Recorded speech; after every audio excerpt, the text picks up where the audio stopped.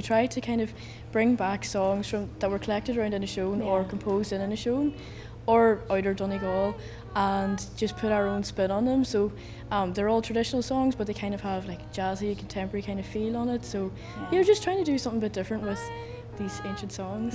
We were both brought up through Inishowen Traditional Music Project, which had a big influence on us.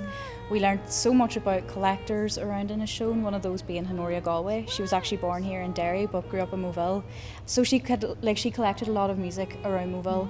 There's also the likes of Jim McFarland as well from Derry, and Jimmy McBride, he's from West Donegal.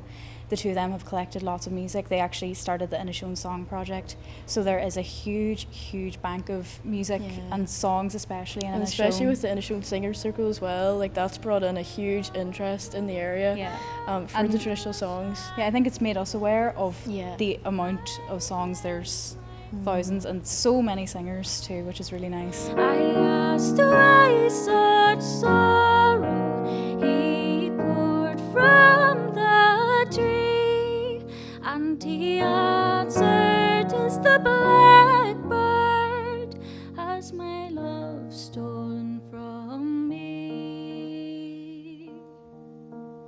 It's so great to be back on stage.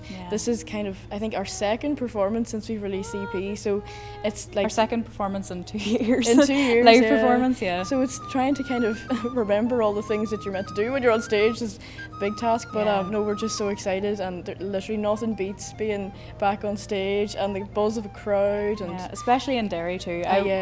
We both have been at, whenever it was Dimp by Owen Mullen, whenever he used to run it, so we've been going to IMBOLC since then. So it's so amazing to see how well it's progressed. And the lineup is incredible.